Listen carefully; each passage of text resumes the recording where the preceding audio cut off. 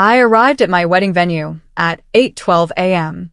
The doors were locked, the lights were off, and a handwritten notice was taped to the entrance. Event cancelled.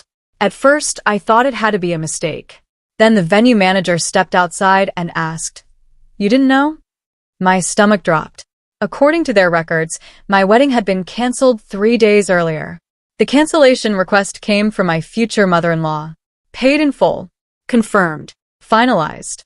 Meanwhile, nearly 200 guests were already driving toward the venue. What happened during the next 90 minutes would make local news and destroy my in-laws' reputation forever. The happiest day of my life was supposed to begin at the Willow Creek estate at 8 o'clock on a bright Saturday morning. Instead, it began with a locked door. At first, I didn't think much of it. I was early. My bridesmaids were following behind in separate cars, and most of the vendors wouldn't arrive for another 30 minutes. I stepped out of my car holding a coffee in one hand and my wedding garment bag in the other. The parking lot was empty. Completely empty. That should have been my first warning. Willow Creek normally hosted weddings every weekend. Even early in the morning, there was usually staff moving around. But that morning, the property looked abandoned. No music. No workers. No florist van. Nothing. A strange feeling settled in my stomach. Then I noticed the paper taped to the front entrance. I walked closer. My heart started pounding. Event cancelled. For a moment, I just stared at the words. My brain refused to process them. Cancelled? What event? My wedding? That wasn't possible. I pulled out my phone and checked the date. Checked my email. Checked the confirmation messages. Everything was exactly as it should be. The wedding was today, at 10 o'clock. 200 guests had RSVP'd. The venue was fully paid. I hurried to the door and pulled on the handle. Locked. I pulled again. Still locked. That's when a side door opened. A man in a gray suit stepped outside. The venue manager. Relief flooded through me. Thank goodness, I said. There has to be some mistake. His expression immediately changed. A look of confusion crossed his face. Rachel. Yes. His face went pale. Oh no. The way he said those 2 words made my stomach drop. What? The manager glanced toward the cancellation notice before looking back at me. You really didn't know? Every nerve in my body went cold. Know what? He hesitated, then quietly said the sentence that shattered my entire wedding day. Your wedding was cancelled 3 days ago. As I stood there staring at the venue manager, one thought kept repeating in my head. This wasn't random. Someone had done this on purpose. And deep down, I already knew who. My future mother-in-law, Linda Walker, had never wanted me to marry her son. Not from the beginning. Not even close. When Ethan and I started dating 4 years earlier, things had seemed normal enough. He was kind, hardworking, and completely different from the wealthy family he came from. His parents owned multiple businesses, belonged to exclusive country clubs, and spent more time discussing social status than actual happiness. Ethan never cared about any of that. I did. Well, at least I tried to. I was a public school teacher. I came from a middle-class family. My father worked maintenance for 30 years. My mother was a nurse. We weren't poor. But compared to the Walkers, we might as well have lived on another planet. Linda made sure I understood that. At family dinners, she constantly compared me to the daughters of her friends. Women with trust funds. Women with law degrees from prestigious universities. Women from families she considered worthy. Then she'd smile sweetly and ask if I was still teaching 3rd grade. As if educating children was something embarrassing. The comments were always subtle. Never rude enough to confront directly. Just sharp enough to leave a mark. Ethan noticed sometimes. Other times he brushed them off. That's just Mom, he'd say. She means well. But she didn't. Not really. The engagement had made everything worse. The moment Ethan proposed, Linda stopped pretending. She criticized the venue, the guest list, the flowers, the menu, the date. If a decision involved our wedding, she hated it. Still, I convinced myself she'd eventually come around. Because what mother wouldn't want her son to be happy? Standing outside the locked venue, I finally realized how naive that had been. Because if Linda Walker truly was behind this, then she hadn't just disapproved of the wedding. She had tried to destroy it. What do you mean canceled? My voice barely sounded like my own. The venue manager looked genuinely uncomfortable. Rachel, I thought you knew. I don't know anything, I said. Start from the beginning. He opened the door and invited me into the empty lobby. The silence inside felt eerie. 3 days from now this room would have been normal. 3 days ago it had been prepared for my wedding. Now it looked like it had never existed. The manager led me to his office and pulled up records on his computer. Then he turned the screen toward me. There it was. An official cancellation request. My wedding date. My contract number. My reservation. Everything. The request had been submitted 72 hours earlier. I felt my pulse pounding in my ears. Who authorized this? The manager hesitated. Then he pointed to the signature line. My stomach dropped. Linda Walker. My future mother-in-law. For several seconds, I couldn't breathe. No, I whispered. The manager looked sympathetic. She claimed there had been a family emergency. I stared at the screen. She isn't authorized to make changes. I know that now, he said. But she had access to account details, vendor information, guest estimates, and payment records. She sounded legitimate. I felt sick. This wasn't an impulsive prank. This had been planned. Carefully. Deliberately. Then the manager showed me something worse. The cancellation hadn't stopped with the venue. Linda had contacted the florist, the rental company, the transportation service, even the catering team. One by one, vendors had received instructions claiming the wedding was no longer happening. I lowered myself into a chair. The room suddenly felt too small. How many people know? Just the vendors. My phone buzzed, then buzzed again, and again. Messages flooded the screen.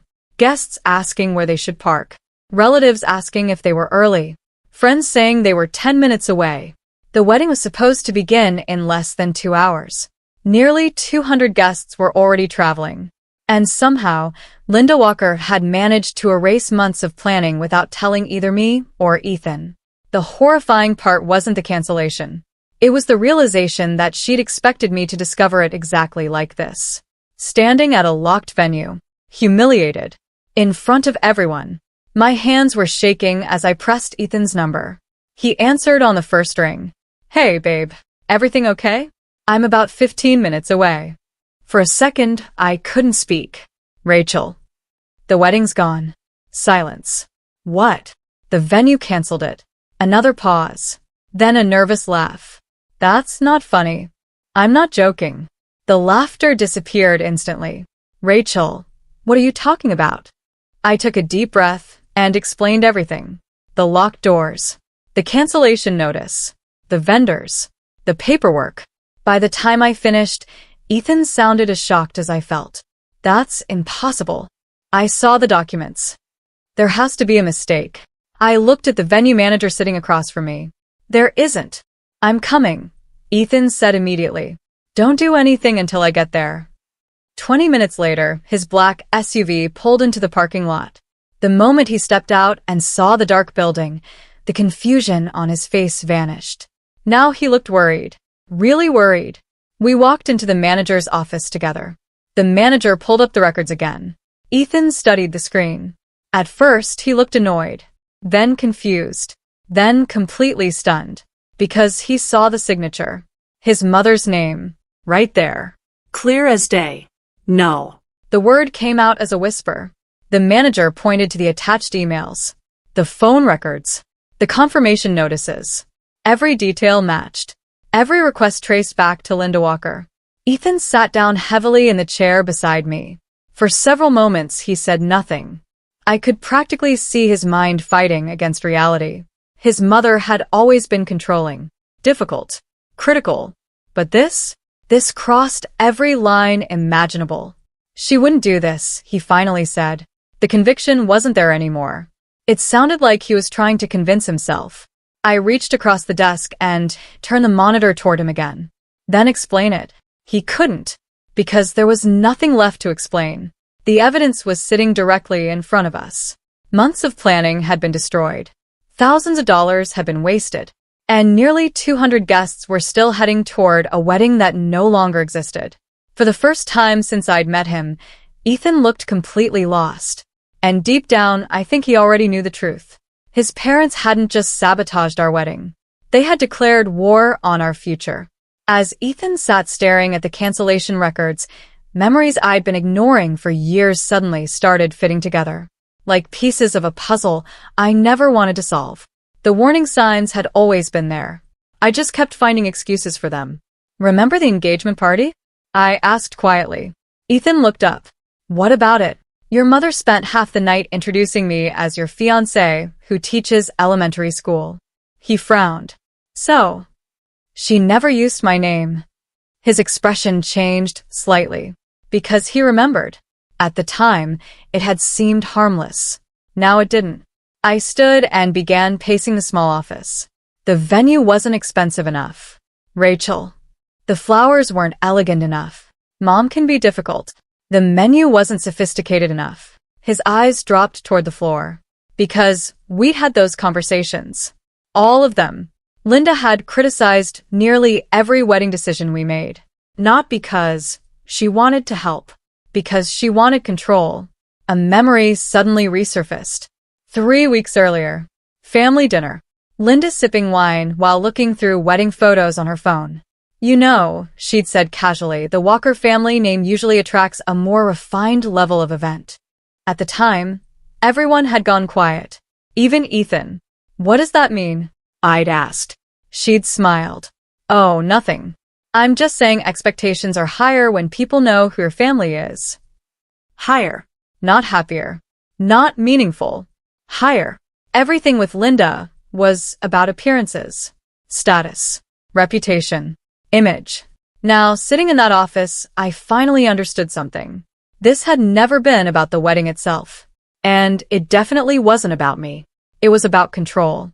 Linda couldn't stand the fact that Ethan had chosen his own future. Chosen his own partner. Chosen someone she didn't approve of. Someone she couldn't manipulate. My phone buzzed again. A text from one of my bridesmaids. Guests are arriving. What's happening? I stared at the message, then back at Ethan. For the first time, he wasn't defending his mother. Wasn't making excuses. Wasn't saying she meant well. Because deep down, he knew exactly why she'd done it. The wedding embarrassed Linda. So she tried to embarrass us first. The only problem was that her plan wasn't finished unfolding yet. For about 30 seconds, nobody spoke. The venue manager sat quietly. Ethan stared at the computer screen. My phone continued vibrating with incoming messages. Guests were arriving. Bridesmaids were calling. Relatives were asking questions. And my wedding was scheduled to begin in less than 90 minutes.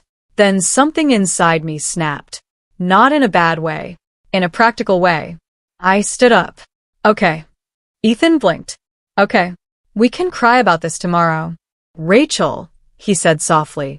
No. I grabbed my phone. We are not giving your mother what she wants. The room went silent. Because for the first time all morning there was a plan. Linda expected humiliation. She expected 200 guests to arrive and find a canceled wedding.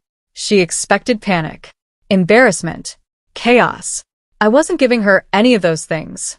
I opened the wedding group chat. More than 30 unread messages. My maid of honor, Sarah, called immediately. Rachel, what's going on? The venue was canceled. What? Long story. I'll explain later. Are you okay? I looked at Ethan, then at the empty venue around us. No. But I'm getting married today anyway. There was a brief pause. Then Sarah laughed. That's the Rachel I know. Within minutes, our wedding party was mobilized. Sarah started contacting guests. My brother began calling vendors. 2 groomsmen offered to help move decorations. The venue manager even started making phone calls to locations he knew had open event space. Suddenly, everyone had a job. Everyone had a mission. For the first time that morning, I felt something other than panic. Hope. Ethan squeezed my hand. You really think we can pull this off? I looked at the growing list of messages flooding my phone. Friends volunteering. Relatives offering help. Guests refusing to leave. Honestly, yeah. I have no idea. That earned a nervous laugh from both of us. Then another message arrived. A local restaurant owner, friend of my uncle, large event hall, available immediately, can host up to 200 people. I stared at the screen, then slowly smiled. Maybe this wasn't impossible after all. Maybe Linda had underestimated something important. She thought a wedding was just a venue. But a wedding isn't a building. It's people. And our people were already fighting to save it. 20 minutes later, I found myself standing outside Harper Hall. Until that morning, I never even heard of it. The building sat 3 miles from our original venue, tucked between a family-owned restaurant and a historic brick courthouse in the center of town. Under normal circumstances, I probably would have driven right past it without noticing. That day, it looked like a miracle. The owner, a cheerful woman named Carol Harper, met us in the parking lot. "You're the bride?" I nodded. She immediately pulled me into a hug. "Then let's get you married." For the first time all morning, I almost cried. Not because of what we'd lost, because of how many people were trying to help us. The hall itself was beautiful in a simple way. High ceilings, large windows, polished hardwood floors. Not the luxury estate we'd originally booked, but it was warm, welcoming, alive, and most importantly, available. The moment word spread, people started showing up. My bridesmaids arrived carrying boxes of decorations. The florist, furious after learning what had happened, rushed over with every arrangement she had prepared before the cancellation. The caterer offered a reduced emergency package. Even guests who hadn't been asked to help started carrying tables and arranging chairs. Within minutes, Harper Hall transformed into organized chaos. People were climbing ladders, moving centerpieces, testing sound equipment, hanging lights, everyone working toward the same goal. At one point, I stood near the entrance simply watching. The room buzzed with energy, not stress, determination. Sarah appeared beside me carrying 3 rolls of ribbon. "You okay?" I laughed. "I think so." You know what's funny? What? This wedding already has a better story than any normal wedding. I looked around. The decorations weren't perfect. The timeline wasn't perfect. Nothing about the day was perfect. And somehow, it felt more meaningful than anything we'd originally planned. Across the room, Ethan was helping set up chairs beside my father, both of them laughing despite everything that had happened. For the first time since the cancellation, I felt calm, because Harper Hall wasn't being built by money. It wasn't being saved by contracts. It was being built by people who genuinely cared. And as I looked around the crowded room, I realized something. Linda Walker had spent months trying to tear this wedding apart. But she had completely underestimated the strength of the community standing behind us. By noon, Harper Hall looked nothing like the empty building we'd walked into earlier. Music played through the speakers. Guests filled the room. Children ran between tables. The florist's arrangements brightened every corner. Against all odds, our wedding was alive. I was standing near the entrance greeting relatives when the room suddenly grew quieter. Not silent, just quieter. The kind of reaction that happens when people notice something unexpected. I turned and immediately understood why. Linda Walker had arrived. So had Richard, Ethan's father. They stood in the doorway staring at the transformed hall. The expressions on their faces were priceless. Confusion, disbelief, shock. It was obvious they had expected something very different. Probably an empty parking lot, angry guests, embarrassment, failure. Instead, they found a celebration. For a moment, neither of them moved. Then Ethan stepped forward. The room watched carefully. Nobody wanted a public confrontation. Least of all me. "Mom," Ethan said. Linda recovered quickly. She forced a smile. "Oh, good. You found another location."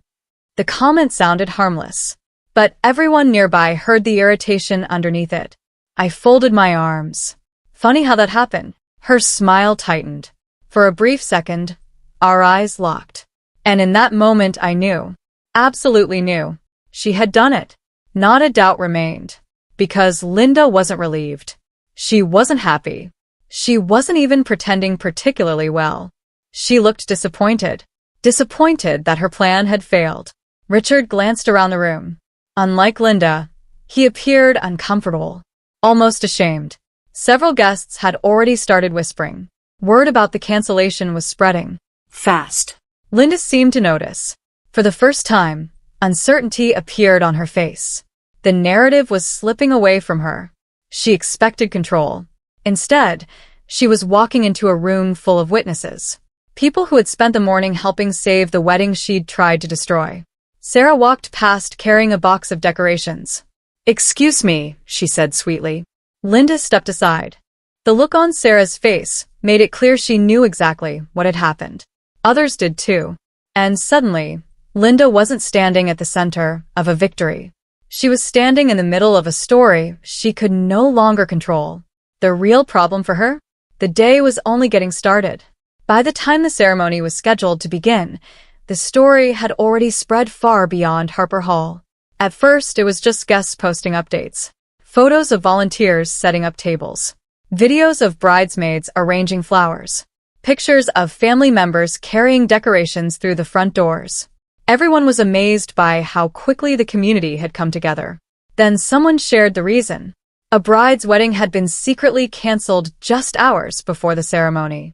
But instead of giving up, the entire town had stepped in to save it. The story exploded. My phone wouldn't stop buzzing. Messages poured in from people I hadn't spoken to in years. Former coworkers, college friends, parents of students I'd taught, complete strangers. Everyone was asking the same question. Did this really happen? The answer was yes. It really had. As guests continued arriving, more photos appeared online. The hashtag Sarah created as a joke started gaining attention. Local community groups shared it. Small businesses reposted it. Several vendors proudly posted about helping rescue the wedding. Each new post attracted more attention and more support. I was standing near the bridal suite when my cousin rushed into the room holding her phone. "Rachel, look at this." I glanced at the screen. A local social media page had shared our story.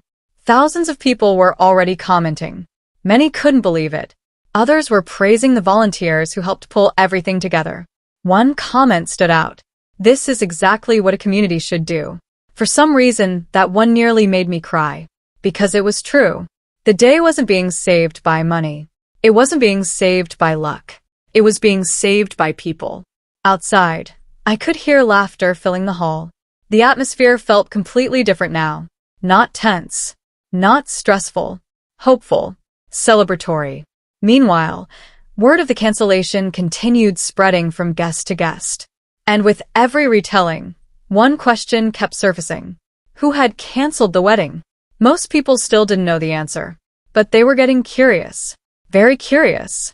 Across the hall, I noticed Linda sitting quietly at a table, watching everything. Watching guests smile. Watching volunteers celebrate. Watching a wedding she had tried to destroy become something much bigger than she ever imagined. And soon, the entire story was about to become impossible to hide.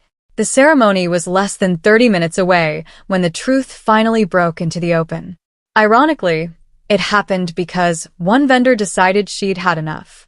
I was standing near the entrance greeting guests when Melissa, our florist, approached with an expression that told me something important was about to happen. "Rachel," she said quietly, "you should probably hear this." "What is it?" Melissa glanced across the room toward Linda, then back at me. I recognized her voice. My stomach tightened. "What do you mean?" She was the one who called. Several people nearby immediately stopped talking. Melissa lowered her voice. "The cancellation call. 3 days ago." The room seemed to shrink around me. "You're sure?" "I'm positive." She folded her arms. I spent 40 minutes speaking with her. She claimed there had been a family emergency and insisted the wedding wasn't happening. A silence settled over the small group surrounding us. Then another vendor stepped forward. The catering manager. She called us too. I stared at him. "You heard her yourself?" He nodded. "Same story. Family emergency. Event canceled." The conversations around us slowly began fading as more guests started listening. Then the transportation coordinator joined in. She contacted our office personally. One witness was surprising. 3 witnesses were impossible to ignore. Across the hall, Linda's expression changed. For the first time all day, she looked genuinely nervous. People were turning toward her now, whispering, connecting the dots. Nobody was shouting. Nobody was creating a scene. That somehow made it worse. The truth didn't need volume. It was spreading on its own. A guest near the back quietly asked, "Wait, she actually canceled her own son's wedding." The question traveled through the room like a wave. No one answered, because no answer was necessary anymore. The evidence was everywhere. The vendors, the records, the witnesses, the timeline. Linda looked toward Richard as if searching for support. He didn't speak, didn't defend her, didn't even meet her eyes. And that told everyone everything. For months, she'd worked behind the scenes trying to control the outcome of this wedding. Now, for the first time, she had completely lost control of the story. And the worst part for her? A local reporter had just walked through the front doors. A few minutes later, the music began. And just like that, all the chaos of the morning seemed to fade into the background. The guests found their seats. Conversations quieted. Phones were lowered. For the first time all day, nobody was talking about cancellations, sabotage, or family drama. They were focused on the reason we were all there, the wedding. I stood near the entrance holding my father's arm. My bouquet trembled slightly in my hands. Not because I was nervous, because I was overwhelmed. Less than 4 hours earlier, I had been standing outside a locked venue convinced the most important day of my life had been ruined. Now I was surrounded by people who had refused to let that happen. The first notes of the processional echoed through Harper Hall. My father smiled. "You ready?" I looked down the aisle. At Ethan. His eyes immediately found mine. And suddenly, everything else disappeared.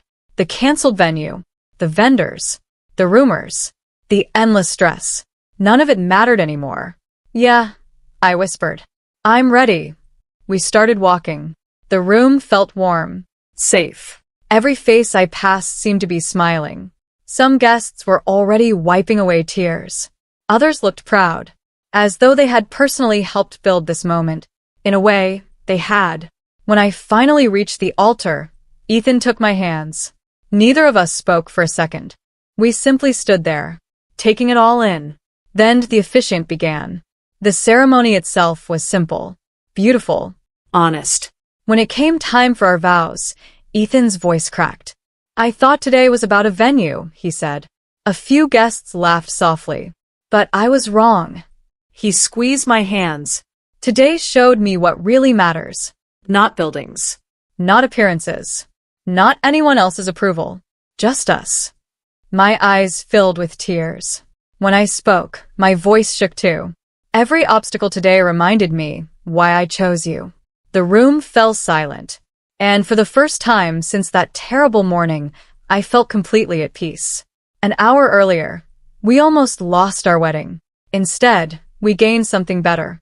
Proof that love survives even when everything else falls apart. I thought the drama was finally over after the ceremony. I was wrong. The next morning, I woke up to 23 missed calls and more notifications than I'd ever seen on my phone. For a moment, I thought something terrible had happened.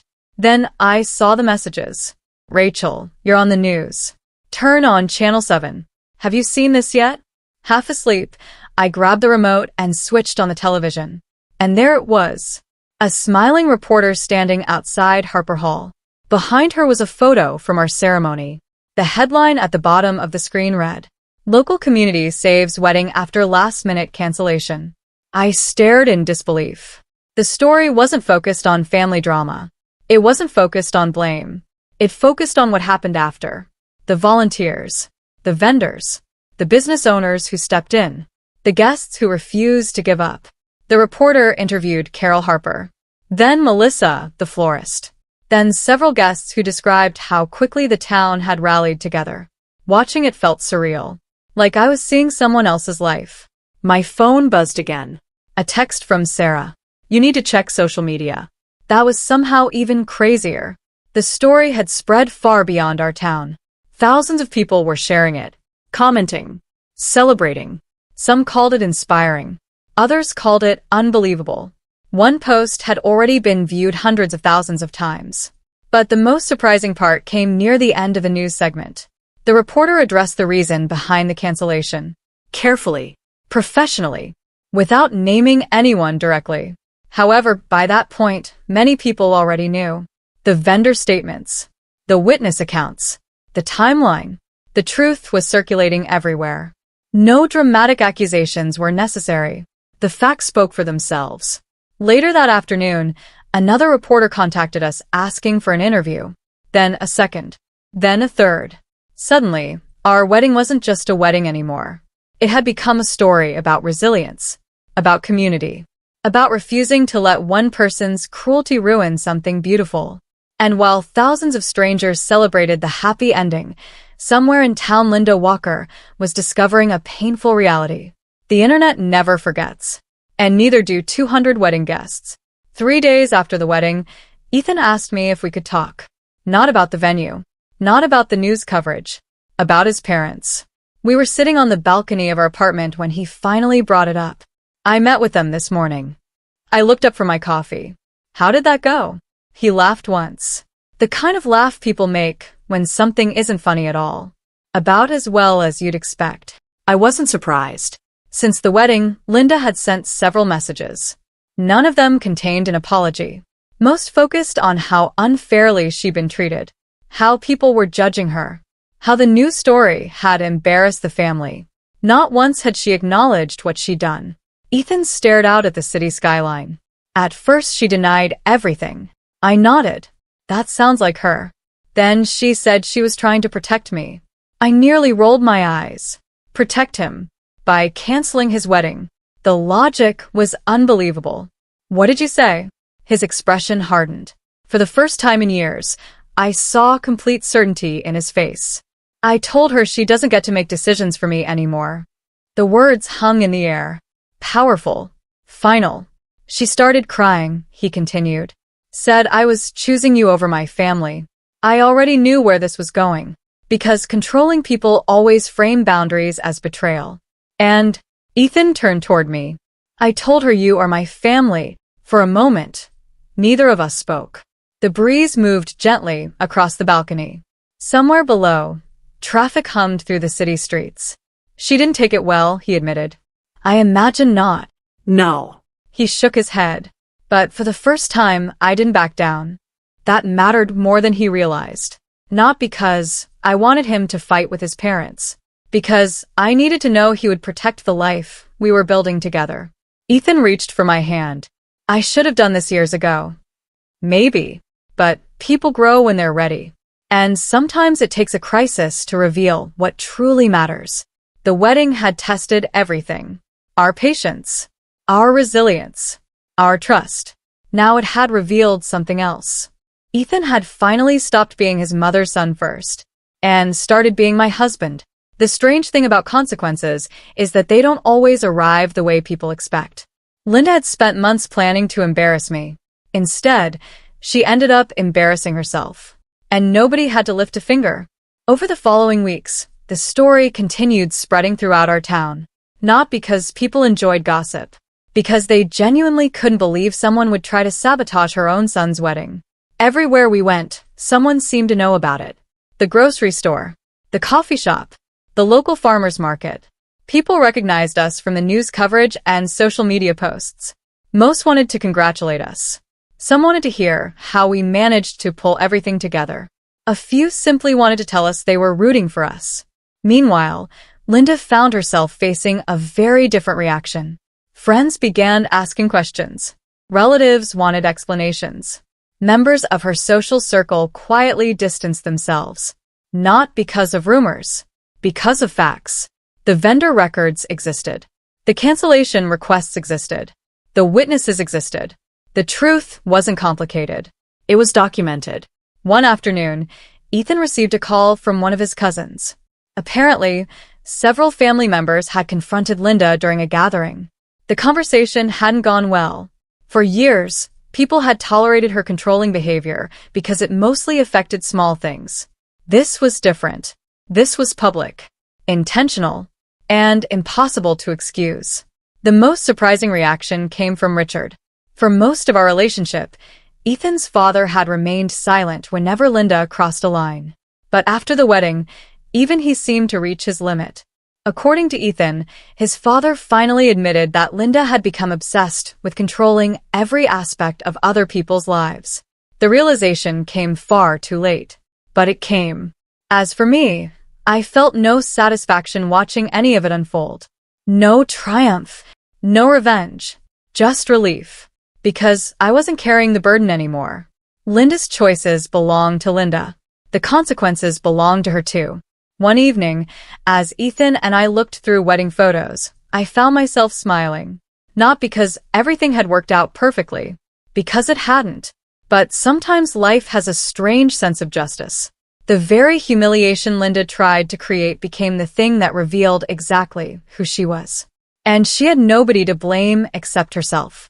1 year later, Ethan and I stood in the exact same hall where our wedding had been saved. Harper Hall looked different now. Not because the building had changed, because our memories had. The place that once felt like an emergency backup plan had become one of our favorite places in town. Carol still owned it. Melissa still supplied flowers for events there. And every time we visited, someone inevitably brought up our wedding, usually with a smile. "Can you believe it's been a year already?" Ethan asked. I laughed. Honestly? No. The anniversary celebration was small. Just family, close friends, and a few of the people who had helped rescue the wedding that day. The people who carried tables, hung lights, made phone calls, delivered flowers. The people who refused to let a bad situation become a tragedy. As the evening continued, I found myself looking around the room. At Sarah laughing near the dessert table. At my parents talking with Carol. At Ethan surrounded by friends. The same people who had stood beside us when everything seemed impossible. And suddenly I realized something. If the original wedding had happened exactly as planned, I probably wouldn't remember half the details. The flowers, the seating chart, the decorations. Those things fade. What lasts is how people make you feel. And I'll never forget how supported I felt that day. Ethan walked over and slipped an arm around my shoulders. "You thinking about it again?" "A little." "Regrets?" I looked around the room, at the community that had come together when we needed them most. Then I smiled. Not a single one. Because the truth was simple. Linda had tried to give us a day we'd never forget. A day defined by embarrassment and disappointment. In a strange way, she succeeded. We never forgot it, but not for the reasons she intended. Instead of humiliation, we remembered kindness. Instead of failure, we remembered resilience. Instead of isolation, we remembered community. The wedding that should have been ruined became the strongest reminder of what truly mattered. As the celebration continued around us, I raised my glass. To family, to friendship, to second chances, and to one unforgettable lesson. When people try to destroy something built on love, they often discover that love is much harder to break than they imagined.